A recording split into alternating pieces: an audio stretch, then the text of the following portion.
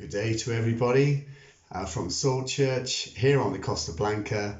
I'm Pastor Chris, and members of our congregation are doing some words of encouragement to spread the encouraging words of the Bible, of people who have given them words of encouragement that have sustained them. And today I want to introduce to you Trevor Miles, who wants to talk about words of encouragement that can last for a lifetime. Hello everyone, and yes, another sunny day in Spain.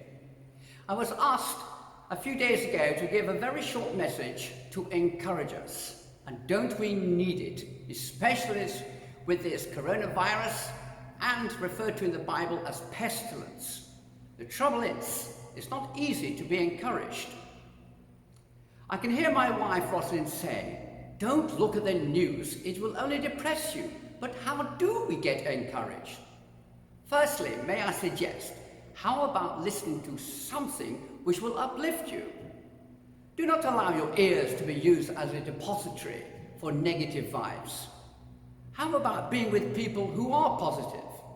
We all know a Mr. and Mrs. Misery D, and yesterday at San Luis, I met a couple, and oh boy, were they Misery D. They do bring your spirits down. One of the most positive and encouraging people I know on Christian TV, is Joel Osteen. If you'd like a little humour, I may recommend Joyce Meyer. What Rosalind and I have decided to do is not to label 2020 as the year of the pandemic, but of the amazing oleanders we see everywhere around us, and especially the roundabouts of Torrevieja, the Central Road reservations, the gardens. Only yesterday, Roz and I had to go shopping at Mercadona. At the entrance, across the road from there, was a magnificent display of oleanders, white and red. And what was also amazing, they went all around the property. It was such a splash of colour. However, I would like to recommend a little bit of blue. The other thing is that the oleanders, they don't know there's a pandemic going off. What about the morning glory? They're only there for one day.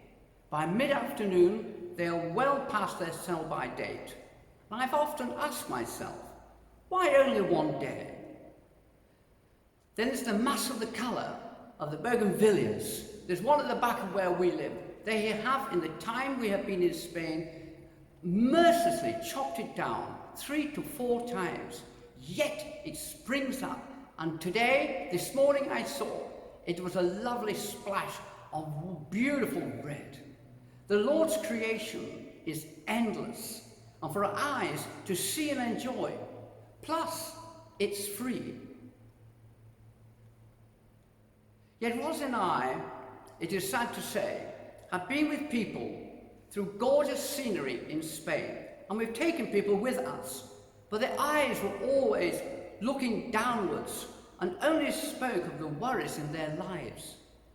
I love the words, "I lift my eyes unto the hills." It is followed by a full stop. "From whence cometh my help? My help cometh from the Lord." People who know me know that I rise early and love to see the sunrise. This morning was no different. To me, it is a magic time. When the sun comes up, I always say, "Morning, God, morning, Jesus, morning, Holy Spirit."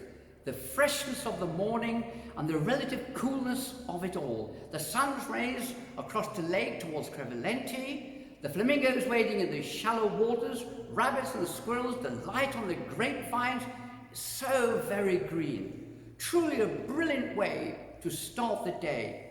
Try it once a week. What have you got to lose? If you are tired, go to bed early. Today is a new day. It is your day to make decisions. Your choice. You can choose either to be positive or negative. Read Psalm 91, followed by Psalm 150. Then say, "This is the day that the Lord has made for me, and I will rejoice in it." During the lockdown, Ros and I began our prayer time together with saying always, "Fear not, be anxious for nothing, and cast your cares upon the Lord." Once, a mother was taking a lot of flack from our teenage daughter, full of obviously, all right, all the things a teenager has, moaning about not being there or what have you done for me. But the mother replied rather softly, "I gave you life." God has given us a wonderful life in which we can make decisions, make the right ones. Yes, we will make mistakes, but these make us grow in wisdom. Now remember this. This is the day the Lord has made for you, for your children, your friends and relations, and me, and we shall all rejoice and be glad in it. So do it